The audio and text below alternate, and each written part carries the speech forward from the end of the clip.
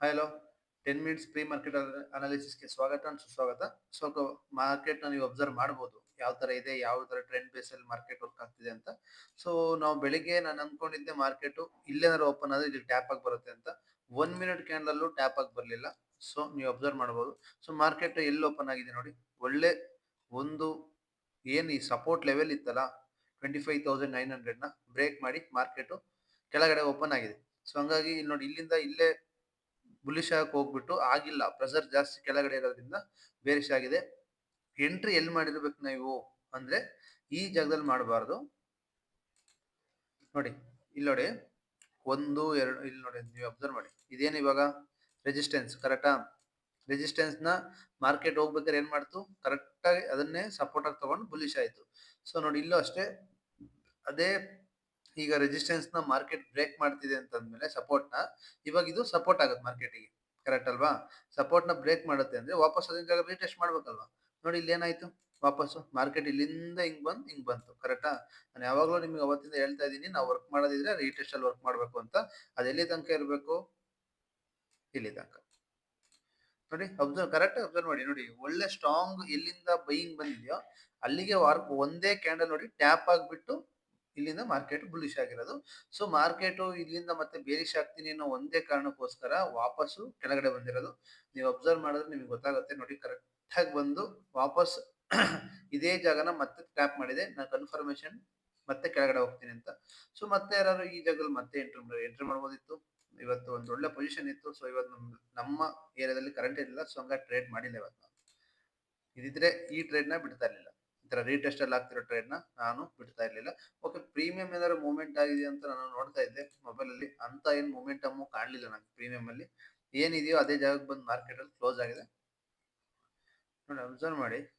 Okay, ಒಂದು ಒಳ್ಳೆ rally ಇಲ್ಲಿ ಇಲ್ಲಿ ಎಂಟ್ರಿ ಕೊಡ್ತಾ ಇದ್ವಿ ಅಂದ್ರೂ 84ರಲ್ಲಿ ನಮ್ ಕಂಪ್ಲೀಟ್ ಇಲ್ಲಿ ತನಕ ಇರೋದು ನಮ್ಮ ಟಾರ್ಗೆಟ್ 110. ಎಷ್ಟು ಇಲ್ಲಿ 90 ಅಂದ್ಕೊಳ್ಳಿ. 90ರಿಂದ 100 ಹಾಕೊಂಡು ಒಂದು 20 ಪಾಯಿಂಟ್ ಸಿಗೋದು ಒಳ್ಳೆ ಆಗಿ 2 ಟೈಮ್ ಸಿಗ್ತಿತ್ತು ನಿಮ್ಗೆ. ಇಲ್ಲೊಂದ್ಸರಿ ಸಿಗ್ತಾ ಇತ್ತಲ್ವಾ? ಸೊ ಹಂಗಾಗಿರೋದ್ರಿಂದ ಮಾರ್ಕೆಟ್ ಅಲ್ಲಿ ಒಳ್ಳೆ ಪ್ರಾಫಿಟ್ ಇವತ್ತು ನಮಗೆ ನೋಡಿ ಸಿಗ್ತಿತ್ತು. ಸೊ ನಾನು ಇವತ್ತು ಟ್ರೇಡ್ ಮಾಡಿಲ್ಲ, ನಾಳೆ ಮಾಡೋಣ ಏನೇನಾಗಿದೆ ಅಂತ ನೋಡೋಣ. ಓಕೆ, ಇವಾಗ ಅಬ್ಸರ್ವ್ ಮಾಡಿ. ಯಾವಾಗ ಎಂಟ್ರಿ ಮಾಡಬೇಕು ಅಂತ ನಿಮ್ಗೆ ಹೇಳ್ತಾ ಇದ್ದೀನಿ ನೋಡಿ. 5 ಮಿನಿಟ್ ಕ್ಯಾಂಡಲ್ ಅಲ್ಲಿ ಇಲ್ಲಿ ನೋಡಿ, ನೀವು ಅಬ್ಸರ್ವ್ ಮಾಡಿ. ಲಿಕ್ವಿಡಿಟಿನ ಸ್ವೀಪ್ ಮಾಡಿದೆ ಬ್ರೇಕ್ ಮಾಡಿ.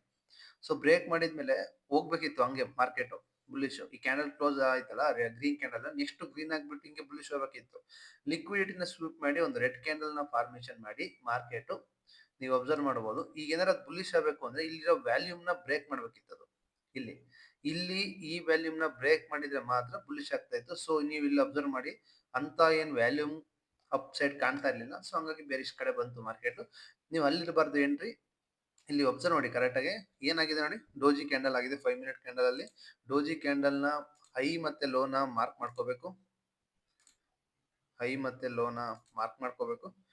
ಹೈ ಮತ್ತೆ ಲೋ ನ ಮಾರ್ಕ್ ಮಾಡ್ಕೊಂಡ್ಬಿಟ್ಟು ಹೈ ಬ್ರೇಕ್ ಆದ್ರೆ ಹೈ ಸೈಡ್, ಲೋ ಬೇಕಾದ್ರೆ ಲೋ ಸೈಡ್. ಆಕ್ಚುಲಿ ಇದು ಇಲ್ಲ, ಹೈ ಬ್ರೇಕ್ ಮಾಡಿದ್ರು ಹೈ ಸೈಡ್ ಹೋಗ್ತಾ ಇತ್ತು. ಯಾಕೆಂತಂದ್ರೆ ಮಾರ್ಕೆಟ್ ಅಲ್ಲಿ ನೀವು ಅಬ್ಸರ್ವ್ ಮಾಡಬಹುದು. ಒಳ್ಳೆ ಏನು ಸಪೋರ್ಟ್ ಲೆವೆಲ್ ತಗೊಂತಿರೋ ತರ ಆಗ್ತಿತ್ತು ಮಾರ್ಕೆಟ್. ಬೇಸಕ್ ಆಗ್ದಲೆ ಅಂದ್ರೆ ಬೇದಿಸಕ್ ಆಗ್ದಲೆ ಅಂತಾರಲ್ಲ ಹಂಗೆ. ನೋಡಿ ಇದನ್ನ ಬ್ರೇಕ್ ಮಾಡಿ ಆಗ್ದಲೆ ವಾಪಸ್ಸು ಅಲ್ಲಿಂದ ಮತ್ತೆ ಒಂದು ಗ್ರೀನ್ ಕ್ಯಾಂಡಲ್ ಫಾರ್ಮೇಶನ್ ಆಗ್ತದೆ. ಸೊ ಅದು ಹೈನ ಲೋನ ಬ್ರೇಕ್ ಮಾಡಿದ್ರಿಂದ ನಾವು ಪುಟ್ ಸೈಡ್ ಪ್ಲಾನ್ ಮಾಡಬೇಕು. ಯಾವಾಗ ಲೋ ಬ್ರೇಕ್ ಆದಾಗ ಅಬ್ಸರ್ವ್ ಮಾಡಿ. ಅದ್ರ ಪ್ರೀವಿಯಸ್ ಡೇ ಕ್ಯಾಂಡಲ್ ಲೋಗೆ ಅಂದ್ರೆ ಎಸ್ ಎಲ್ ಇರಬೇಕು. ನೋಡಿ ಅಬ್ಸರ್ವ್ ಮಾಡಿ, ನೀಟಾಗಿ ಟಾರ್ಗೆಟ್ ಬಂತು. ಒಂದ ಎಷ್ಟೊತ್ತಾಗಿರ್ಬೋದು, ಇಲ್ಲಿ ಎಷ್ಟು ಕ್ಯಾಂಡಲ್ಸ್ ಆಗಿರ್ಬೋದು. ಓಕೆ, ಒಂದು ಹಾಫ್ ಅನ್ ಅವರ್ ಒಳಗಡೆ ನಮ್ ಟಾರ್ಗೆಟ್ ರೇಟ್ ಆಗಿದೆ.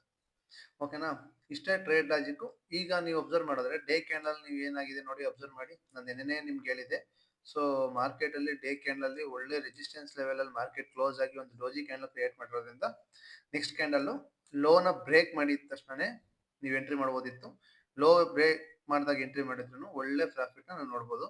ಸೊ ನಾಳೆನು ಮಾರ್ಕೆಟ್ ಬೇರೆ ಸ್ಟ್ಯಾಂಡ್ ಅಲ್ಲೇ ಇರಬೇಕು. ಯಾಕೆಂತಂದ್ರೆ ಮಾರ್ಕೆಟಿಗೆ ಒಳ್ಳೆ ಸಪೋರ್ಟ್ ಲೈನ್ ಬೇಕು ಇವಾಗ. ಒಂದು ಒಳ್ಳೆ ಸಪೋರ್ಟ್ ಬೇಕು ಜಂಪ್ ಮಾಡಕ್ಕೆ. ನೀವು ಅಬ್ಸರ್ವ್ ಮಾಡಿ ಇವಾಗ ಇಲ್ಲಿ ನೋಡಿ, ಇಲ್ಲಿಯೂ ಸೆಲ್ ಮಾಡಿದ್ದಾರೆ, ಇಲ್ಲೂ ಕಾಲ್ನ ಸೆಲ್ ಮಾಡಿದ್ದಾರೆ, ಇಲ್ಲೂ ಕಾಲ್ನ ಸೆಲ್ ಮಾಡಿದ್ದಾರೆ. ನೋಡಿ ಇಲ್ಲೇ ಕಾಲ್ ನೋಡಿ, ಇಲ್ಲಿ ತೋರಿಸುತ್ತೆ ನೋಡಿ. ಕಾಲ್ ಓ ಡಾಟಾ ಅಲ್ಲಿ ಏನು ಕಾಲ್ ಓ 96.12 ಲ್ಯಾಕ್ ಪುಟ್ ಬಂದ್ಬಿಟ್ಟು 25.4 ಲ್ಯಾಕ್ ಸೇಲ್ ಮಾಡಿರೋದು. ಇಲ್ಲಿ ಅಬ್ಸರ್ವ್ ಮಾಡಿ 2.3 ಕ್ರೋರ್. ಸೊ ಅದಕ್ಕೆ ಇಲ್ಲಿಂದ 100% ರಿವರ್ಸ್ ಆಗಿದೆ. ಇವನ್ನೆಲ್ಲ ಒಂದು ಚೂಚೂರು ನೆನ್ಪಿಟ್ಕೊಂತಾರೆ. 1.34 ಕ್ರೋರ್. ಸೊ ಮಾರ್ಕೆಟ್ ಅಲ್ಲಿ ಬುಲ್ಲಿಶ್ ಆಗೋ ಯಾವುದೇ ಸಾಧ್ಯತೆ ಇಲ್ಲ. ನಾಳೆ ಸೈಡ್ ವೇಸ್ ಆದ್ರೂ ಆಗ್ಬೋದು, ಯಾಕಂದ್ರೆ ಇಲ್ಲಿ ಯಾವುದೇ ತರದ ಅಂತ ಮೊಮೆಂಟಮ್ ಇಲ್ಲ. ಒಂದು ಈ ಜಾಗಕ್ಕೆ ಮಾರ್ಕೆಟ್ ಬರಬೇಕಷ್ಟೇ. 25,700 ಅಬ್ಸರ್ವ್ ಮಾಡಿದ್ರೆ ಕಾಲ್ ನ ಸೆಲ್ ಮಾಡಿರೋರು 25,005, ಪುಟ್ ನ ಸೇಲ್ ಮಾಡಿರೋ ಜಾಸ್ತಿ ಇಲ್ಲಿರೋದೆ. ಸೊ ಇಲ್ಲಿಂದ ಮಾರ್ಕೆಟ್ ರಿವರ್ಸ್ ತಗೊಳುತ್ತೆ. ಜಾಸ್ಟ್ ಮೇಜರ್ ಆಗಿರೋದು 25,000 ಬರಬೇಕು ಅಂತ ಇಲ್ಲಿ ಅಬ್ಸರ್ವ್ ಮಾಡಿ ಪುಟ್ ನ ಸೇಲ್ ಮಾಡಿದ್ದಾರೆ. ಇಲ್ಲಿಂದ ಮಾರ್ಕೆಟ್ ರಿವರ್ಸ್ ಆಗ್ಬೇಕು. ನೋಡಿ ಅಬ್ಸರ್ವ್ ಮಾಡಿ, ಪುಟ್ ಸೈಡ್ ಜಾಸ್ತಿ ಸೇಲ್ ಮಾಡಿರೋದ್ರಿಂದ ಕಾಲ್ ಇದು ಬಿದ್ದೋಗುತ್ತೆ. ಇದು ಪುಟ್ ಪ್ರೀಮಿಯಂ ಬಿದ್ದೋಗುತ್ತೆ. ಇಲ್ಲಿಂದ ಮಾರ್ಕೆಟ್ ರಿವರ್ಸ್ ಆಗುತ್ತೆ. ಸೊ ಇಷ್ಟೇ ಟ್ರೇಡ್ ಲಾಜಿಕ್ ಆಗಿರುತ್ತೆ. ಇವಾಗ ಇಲ್ಲೇ ಅಬ್ಸರ್ವ್ ಮಾಡ್ಬೋದು ನೀವು, ಒಳ್ಳೆ ಯಾವ ತರ ರೇಂಜ್ ಬೌಂಡ್ ಅಲ್ಲಿ ಇತ್ತು ನಿಫ್ಟಿ, ಅದಕ್ಕೆ ಟ್ಯಾಪ್ ಮಾಡಿ ಸಪೋರ್ಟ್ ತಗೊಂಡು ಬ್ರೇಕ್ ಮಾಡಿ ಈಗ ವಾಪಸ್ ರೀಟೆಸ್ಟ್ ಮಾಡೋದ್ರಿಂದ ನಾಳೆನೋ ಒಂದು ಬೇರಿಶ್ ಟ್ರೆಂಡ್ ನಾವು ನೋಡ್ಲಿಕ್ಕೆ ಸಿಗ್ತದೆ. ಬುಲಿಶ್ ಆಗುವ ಯಾವುದೇ ಸಾಧ್ಯತೆಗಳು ನಂಗೆ ಕಾಣ್ತಾ ಇಲ್ಲ, ಯಾಕೆಂದ್ರೆ ಈವ್ನಿಂಗ್ ಸ್ಟಾರ್ ಆಗಿರೋದ್ರಿಂದ.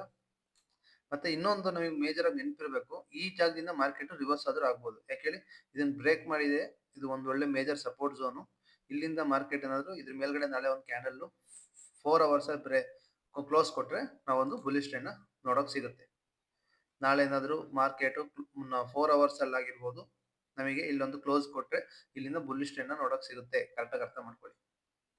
ಓಕೆ, ಬಿಟ್ಕಾಯಿನ್ ಏನಾಗ್ತಿದೆ ನೋಡೋಣ. ಡೇ ಕ್ಯಾಂಡಲ್ ಇದೆ. So bitcoin is bearish trend ಅಲ್ಲೇ ಇದೆ ಬಿಟ್ಕಾಯಿನ್ ಎಲ್ಲ. ಸೊ ಮಾರ್ಕೆಟ್ ಮತ್ತೆ 55,000 ಬರಲೇಬೇಕು. ಇಲ್ಲಿಂದನೇ ರಿವರ್ಸ್ ಆಗ್ಬೇಕಾದ್ರೆ ಹಂಗಿಂದಂಗೆ ಹೋಗಕ್ಕೆ ಚಾನ್ಸ್ ಇದೆ. ಸೊ ಮಾರ್ಕೆಟ್ ಅಲ್ಲಿ ಒಂದು ಒಳ್ಳೆ ಮೇಜರ್ ಸಪೋರ್ಟ್ ಝೋನ್ ಆಗಿರುತ್ತೆ ಇದು. ಅಬ್ಸರ್ವ್ ಮಾಡಿ ನೀವು, ಒಂದು ಒಳ್ಳೆ ಮೇಜರ್ ಸಪೋರ್ಟ್ ಝೋನ್ ಆಗಿರೋದ್ರಿಂದ ಮಾರ್ಕೆಟ್ ಇಲ್ಲಿಗೆ ಬಂದೆ ರಿವರ್ಸ್ ಆಗಬೇಕು 55,000. ಅವಾಗ ಏನಾದ್ರು ಬಂದ್ರೆ ಒಂದು ಒಳ್ಳೆ ಕಾಲ್ ಪೊಸಿಷನ್ ನ, ಅಂದ್ರೆ ಇಲ್ಲಿಂದ ಒಂದು ಕಾಲ್ ಪೊಸಿಷನ್ ನೀವು ಇಟ್ಕೋಬಹುದು.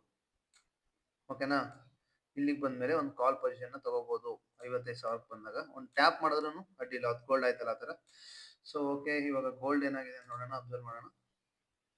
ಗೋಲ್ಡ್ ಅದೇನು ನಮ್ಮ ಲಕ್ಷ್ಮಣ ರೇಖೆನ ಬಿಡ್ತಾ ಇಲ್ಲ, ಬಿಟ್ರೆ ಮಾತ್ರ ಬುಲ್ಲಿಶ್, ಇಲ್ಲ ಅಂದ್ರೆ ಬೇರಿಶ್. ಓಕೆನಾ, ಈಗ ಈ ತರ ಸ್ಟ್ರಕ್ಚರ್ ಅಲ್ಲಿ ಇರುತ್ತೆ ಇವಾಗ ಗೋಲ್ಡ್. ಸೊ ಓಕೆ, ಈ ರೇಂಜ್ ಬೌಂಡ್ ನ ಗೋಲ್ಡ್ ಸದ್ಯದ ಮಟ್ಟಿಗೆ ಬ್ರೇಕ್ ಮಾಡಬೇಕು.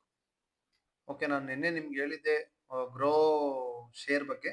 ಗ್ರೋದು ಶೇರ್ನ ನಿಮ್ಗೆ ಯಾವುದೇ ಪ್ರಾಬ್ಲಮ್ ಇಲ್ಲ ಅಂತಂದ್ರೆ ಲಾಂಗ್ ಟರ್ಮ್ಗೆ ಗ್ರೋ ಶೇರ್ನ ಬೈ ಮಾಡಿಡಿ. ಫ್ಯೂಚರ್ ಲೈಫಲ್ಲಿ 1-1.5 ಸಾವಿರ ಹೋಗೋ ಚಾನ್ಸಸ್ ಎಲ್ಲ ಇದೆ. ಈ ಏಪ್ರಿಲ್ ತಿಂಗಳಲ್ಲಿ ಏನು ಈ ಬಜೆಟ್ ಮೊನ್ನೆ ಆಯ್ತಲ್ಲ, ಸೊ ಅವಾಗ ಬಂದಾಗ ಸ್ವಲ್ಪ ಫಾಲಿಂಗ್ ಮಾಡ್ಬೋದು. ಬಂದ್ರೂ ಅದು ಇಲ್ಲೆಲ್ಲರೂ ಇದ್ದು ಬಂದ್ರೆ ಈ ಲೈನಿಗೆ ಅಷ್ಟೇ ಟ್ಯಾಪ್ ಆಗೋ ಸಾಧ್ಯತೆ ಇರೋದು. ನೋಡಿ ಅವತ್ತಾಯ್ತು ಬಜೆಟ್ ದಿನ. ಸೊ ಏನಕ್ಕೆ ಅಂತಂದ್ರೆ ಇವಾಗ ಟ್ರೇಡರ್ಗಳಿಗೆ ಜಾಸ್ತಿ ಟ್ಯಾಕ್ಸ್ಗಳು ಹಾಕೋದ್ರಿಂದ ಜಾಸ್ತಿ, ಈಗ 100 ರೂಪಾಯಿನಾಗುತ್ತೆ ಒಂದು ಬೈ ಮಾಡಿ ಸೆಲ್ ಮಾಡೋದಕ್ಕೆ. ಸೊ ಅವಾಗ ಆಲ್ಮೋಸ್ಟ್ ಜನ ಟ್ರೇಡಿಂಗ್ ಮಾಡೋದು ಕಮ್ಮಿ ಮಾಡೋದ್ರಿಂದ ಇವ್ರಿಗೆ ಬ್ರೋಕೇಜ್ ಜನರೇಟ್ ಆಗೋದು ಸ್ವಲ್ಪ ಕಡಿಮೆ ಆಗುತ್ತೆ. ಸೊ ಇವ್ರಿಗೆ ಅದೆಲ್ಲ ಅರ್ನಿಂಗ್ಸ್. ಬ್ರೋಕೇಜ್ ಜನರೇಟಿಂಗ್ ಅಲ್ಲ, ಇವರಿಗೆ MTF ಅಮೌಂಟ್ ತಗೊಂತಾರೆ. ತುಂಬಾ ಜನ ಸಾಲ ತಗೊಳೋದು. ನಿಮ್ಮ ಹತ್ರ ಒಂದು 5 ಲಕ್ಷ ರೂಪಾಯಿ ಶೇರ್ಸ್ ಇದ್ರೆ ಏನಿಲ್ಲ ಅಂತಂದ್ರೂ ನೀವು MTF ತಗೊಂಡ್ರೆ ನೀವು ಆರಾಮಾಗೆ ನಿಮ್ಗೆ ಏನಿಲ್ಲ ಅಂದ್ರೆ ಒಂದು 15-20 ಲಕ್ಷ ರೂಪಾಯಿದು MTF ಸಿಗುತ್ತೆ. ಸೊ ನೀವು ಹೆಂಗಿರುತ್ತೆ ಅದು MTF ಅಂದ್ರೆ, ನಿಮ್ಗೆ ಏನಾದ್ರು ಶೇರು ನಿಮ್ಮ 5 ಲಕ್ಷ ರೂಪಾಯಿ ಅದು ಇಷ್ಟು ಪರ್ಸೆಂಟ್ ಬಿದ್ರೆ ಅವರೇ ಸೇಲ್ ಮಾಡ್ಬಿಟ್ಟು ಅವ್ರ ದುಡ್ಡನ್ನ ಕಟ್ ಮಾಡ್ಕೊಂಡ್ಬಿಟ್ಟು ಹಿಂಗ್ ಹಾಕ್ತಾರೆ. ಇದು ವರ್ಲ್ಡ್ ಸೇಫೆಸ್ಟ್ ಒಂಥರ ಬ್ಯಾಂಕ್ ಇದ್ದಂಗೆ, ಇದು ಲೋನ್ ಕೊಡೋ ಬ್ಯಾಂಕ್ ಇದ್ದಂಗೆ. ಈಗ ಬ್ಯಾಂಕ್ ಲೋನ್ ಕೊಡ್ತಾರೆ ಅಂದ್ರೆ ಅವ್ರು ನಿಮ್ಮ ಮನೆ ಹತ್ರ ಬಂದು ಹಲಿಬೇಕು. ಇವ್ರದ್ದೆಲ್ಲ ಹಂಗಿರಲ್ಲ. ಸೊ ಇವ್ರದ್ದೇ ಇನ್ನೊಂದು ತೋರಿಸ್ತೀನಿ, ಇದೇ ತರ ಬ್ರೋಕರ್ ಯಾವ ತರ ಇರ್ತಾರೆ ಅಂತ. ನೋಡಿ, ಇದು ಏಂಜಲ್ ಒನ್. ನೀವು ಅಬ್ಸರ್ವ್ ಮಾಡ್ಬೋದು, ಸೇಮ್ ಇವರೆಲ್ಲ ಸೇಮ್ ಬ್ರೋಕರ್ಸ್ ಯಾವ ತರ ಇರ್ತಾರೆ ಎಲ್ಲ ಒಬ್ರೇನೆ. ಇದೇ ಶೇರ್ ನೀವು ಅಬ್ಸರ್ವ್ ಮಾಡಿ, ನೀವೇ ನೋಡಿ ಎಲ್ಲಿಂದ ಹೋಗಿದೆ. ಇದು ಬರೀ 2021-22 ಸ್ಟಾರ್ಟ್ ಆಗಿರೋದು. 350 ರೂಪಾಯಿ ಇತ್ತು ಕಂಪ್ನಿ ಇದು. ನೋಡಿ ಅಬ್ಸರ್ವ್ ಮಾಡಿ, ಒಂದು 6 ತಿಂಗಳು ಬೇಕು. ನಾವ್ ಈಗ ಮೊನ್ನೆ IPOಗೆಲ್ಲ ಬಂದು ನಾನು ಎಲ್ಲಾ ಶೇರ್ಸ್ ಅಲ್ಲೂ ಹೇಳ್ತೀನಿ, ಹೋದ ತಕ್ಷಣ ಯಾವ ಕಂಪ್ನಿನೂ ಜಡ್ಸಕ್ ಆಗಲ್ಲ ಅಷ್ಟು ಸ್ಪೀಡಾಗೆ. ಸೊ ಒಂದು 6 ತಿಂಗಳು ಟೈಮ್ ಬೇಕು. ನೋಡಿ, ಇಲ್ಲಿ ನೀವು ಬೈ ಮಾಡಿದ್ರು 200-300 ರೂಪಾಯಿ ಬೈ ಮಾಡಿದ್ರೆ ಇವತ್ತು ಎಷ್ಟು ಇರ್ತಿತ್ತು ನಿಮ್ಮ ಹತ್ರ ರಿಟರ್ನ್ ಅಂತ ಅಬ್ಸರ್ವ್ ಮಾಡಿ. 4,000 ಹತ್ರ ಹೋಗಿದೆ. ಸೊ ಏನು ಅಂತ ಈ ಏಂಜಲ್ ಒಂದು ಯಾರು ಶೇರ್ ಹೋಲ್ಡರ್ಸ್ ಇದ್ರೆ ಭಯ ಪಡೋ ಅವಶ್ಯಕತೆ ಇಲ್ಲ. ಒಳ್ಳೆ ಸಪೋರ್ಟ್ ಅಲ್ಲಿ ಇದೆ. ಇನ್ನೊಂದ್ಸತಿ ಬೈ ಮಾಡೋದ್ರೆ ಬೈ ಮಾಡ್ಕೋಬಹುದು. ಏಂಜಲ್ ಅನ್ನ ಇನ್ನೊಮ್ಮೆ ಬೈ ಮಾಡೋರು ಬೈ ಮಾಡ್ಕೋಬಹುದು, ಏನು ಪ್ರಾಬ್ಲಮ್ ಇಲ್ಲ.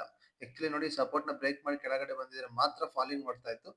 ಸೊ ಇದ್ರಲ್ಲಿ ಯಾವುದೇ ತರ ಫಾಲಿಂಗ್ ನ ನಮಗೆ ಇವಾಗ ಸದ್ಯದ ಮಟ್ಟಿಗೆ ನೋಡಕ್ ಸಿಗಲ್ಲ. ಓಕೆನಾ, ಬೇಕಾದ್ರೆ ಇನ್ನೊಂದ್ಸತಿ ಇಲ್ಲಿ ಟ್ಯಾಪ್ ಮಾಡಿ ಕೆಳಗಡೆ ಬಂದಾಗ ಬೈ ಮಾಡ್ಕೊಳ್ಳಿ. ಈ ಜಾಗದಲ್ಲಿ ನಾವು ಆಕ್ಚುಲಿ ಬೈಯರ್ಸ್ ಆಗಿರೋದ್ರಿಂದ ಈ ಜಾಗದಲ್ಲಿ ಒಂದು ಬೈಯಿಂಗ್ ನ ನೋಡ್ಕೋಬಹುದು. ಓಕೆನಾ? ಈ ಜಾಗದಲ್ಲಿ ಏನಾದ್ರು ನಿಮಗೆ ಒಂದು ಒಳ್ಳೆ ಬೈಯಿಂಗ್ ಬಂದ್ರೆ, ಈ ಜಾಗದಿಂದ ನೀವು ಬೈ ಮಾಡ್ಕೋಬಹುದು. ಇಲ್ಲಿಂದ ಬಂದ್ರೆ ನೀವು ಇದ್ರಲ್ಲಿ ಆಪ್ಷನ್ಸ್ ಇದೆ. ನೀವು ಒಂದು ಶಾರ್ಟ್ ಪೊಸಿಷನ್ ಬುಕ್ ಮಾಡ್ಬೋದು.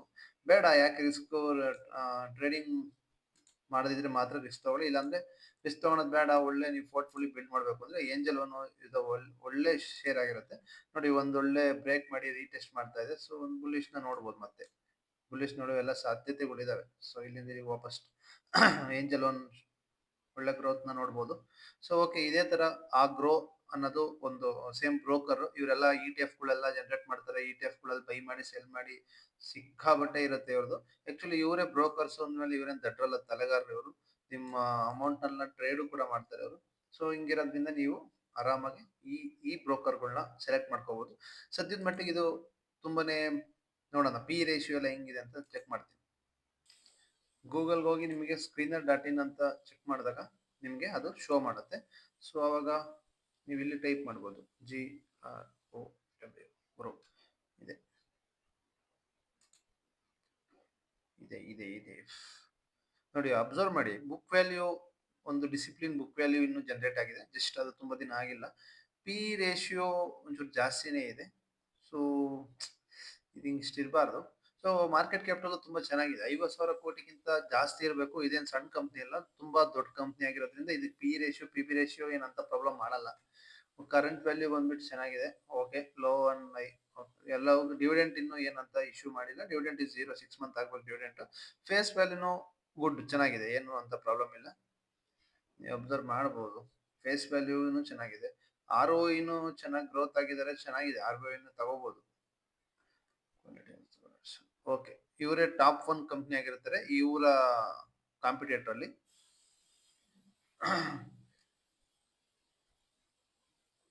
ನೋಡಿ, ಏಂಜಲ್ ಒನ್ ನ ಬ್ರೇಕ್ ಮಾಡಿದ್ದಾರೆ ಸದ್ಯದ ಮಟ್ಟಿಗೆ. ಇವರು ಒಂದು ಟಾಪ್ 1 ಇದ್ರಲ್ಲಿ ಲಿಸ್ಟಿಂಗ್ ಆಗಿದ್ದಾರೆ, ಟಾಪ್ 1 ಕಂಪ್ನಿ ಆಗಿರುತ್ತೆ. ಇವ್ರದ್ದು ಕ್ವಾಲಿಟಿಗಳನ್ನ ನೀವು ಕ್ವಾರ್ಟರ್ಲಿ ರಿಸಲ್ಟ್ಗಳನ್ನ ನೀವು ಅಬ್ಸರ್ವ್ ಮಾಡಿದ್ರೆ ಇಯರ್ಲಿ ಗ್ರೋತ್ ಆಗಿರ್ಬೇಕು ಅಷ್ಟೇ. ನೋಡಿ ಅಬ್ಸರ್ವ್ ಮಾಡಿ, ಈ ವರ್ಷಕ್ಕೂ ಒಂದು 100 ಪಾಯಿಂಟ್ಸ್ ಏನೋ ಗ್ರೋತ್ ಆಗಿದ್ದಾರೆ, ಕ್ರೋರ್ಸ್. ಓಕೆನಾ? ಏನಂತ ಇದು ಪ್ರಾಬ್ಲಮ್ ಇರ್ಲಿದ್ ಕಂಪ್ನಿ, ಇದು ಚೆನ್ನಾಗಿರೋ ಶೇರ್ನ ನೀವು ಬೈ ಮಾಡ್ಕೋಬಹುದು ಅಂತ ಯಾವುದೇ ತರದ್ ನಿಮಗೆ ಇಶ್ಯೂನ ಮಾಡ್ಕೊಡಲ್ಲ. ಪ್ರಾಫಿಟ್ ಅಂಡ್ ಲಾಸ್ ಇದು ಅಷ್ಟೇ. Profit and loss yearly sales ಆಗಿರ್ಲಿ ಎಲ್ಲ ಗ್ರೋತ್ ಆಗ್ತಾ ಇರಬೇಕು. ಸೊ ನೀವು ಅಬ್ಸರ್ವ್ ಮಾಡೋದು ಸಖತ್ ಗ್ರೋತ್ ಅಲ್ಲಿ ಇದ್ದಾರೆ. ಇದಕ್ಕಿಂತ ಪ್ರಮೋಟರ್ಸ್ ಮೇನ್. ನಮಗೆ ಪ್ರಮೋಟರ್ಸ್ ಚೆನ್ನಾಗಿರ್ಬೇಕು ಮತ್ತೆ ಪಬ್ಲಿಕ್ ಇಲ್ದಂಗಿದ್ರೆ ನಡೆಯುತ್ತೆ. ಪ್ರಮೋಟರ್ಸ್ ಇಲ್ಲಿ ನೋಡಿ, ಶೇರ್ ಹೋಲ್ಡರ್ಸ್ ಪ್ರಮೋಟರ್ಸ್ 27% ಕಮ್ಮಿ ಆಯ್ತು. ಆ ಕಂಪ್ನಿಯವರಿಗೆ ಅವ್ರಿಗೆ ನಂಬಿಕೆ ಇಲ್ಲ. 50% ಇರ್ಬೇಕು ಮಿನಿಮಮ್. ಇದು ಏನು ಪ್ರಮೋಟರ್ಸ್ ಇರುತ್ತಲ್ಲ 50% ಇರಬೇಕು. FILL ಅಂಡ್ DLL ಡಾಟಾನು ಕಮ್ಮಿ ಇದ್ದಾರೆ. ಪಬ್ಲಿಕ್ ತುಳುಕ್ತಾ ಇದ್ದಾರೆ. ಇವರು ಪಬ್ಲಿಕ್ ಅಂದ್ರೆ ನಾವೇ, ದಟ್ ನನ್ನ ಮಕ್ಕಳು. FIL ಅಂದ್ರೆ ಡೊಮೆಸ್ಟಿಕ್, FILL ಅಂದ್ರೆ ಫಾರಿನ್ ಇನ್ವೆಸ್ಟ್ಮೆಂಟರ್ಸ್, ಪ್ರಮೋಟರ್ಸ್ ಅಂದ್ರೆ ಆ ಕಂಪ್ನಿ ಶೇರ್ ಹೋಲ್ಡರ್ಸ್. ಆ ಕಂಪ್ನಿಗೆ ಅವರಿಗೆ ನಂಬಿಕೆ ಇಲ್ಲ ಅಂದ್ರೆ ನಾವು ಆ ಕಂಪ್ನಿನ ತಗೊಳೋದು ಒಳ್ಳೇದಲ್ಲ. ಆದ್ರೂ ಅದೇನ ಇದು ಅದನ್ನ ಮೇಲೆ ಗೆಸ್ ಮಾಡೋ ತರ ಏನಿಲ್ಲ. ಒಳ್ಳೆ ಕಂಪ್ನಿ ಆಗಿರೋದ್ರಿಂದ ನೀವು ಬೈ ಮಾಡ್ಕೋಬಹುದು ಲಾಂಗ್ ಟರ್ಮ್ಗೆ ಅಂತ ಹೇಳ್ತಾ ಇದ್ದೀನಿ ನಿಮಗೆ. ಸೊ ಓಕೆ, ಇಷ್ಟ ಆಗಿರುತ್ತೆ ಇವತ್ತಿನ video. Thank you so much watching. Video close ಮಾಡಿಸ್ಕೊಂತ ಇದೀನಿ. ಬಾಯ್ ಬಾಯ್.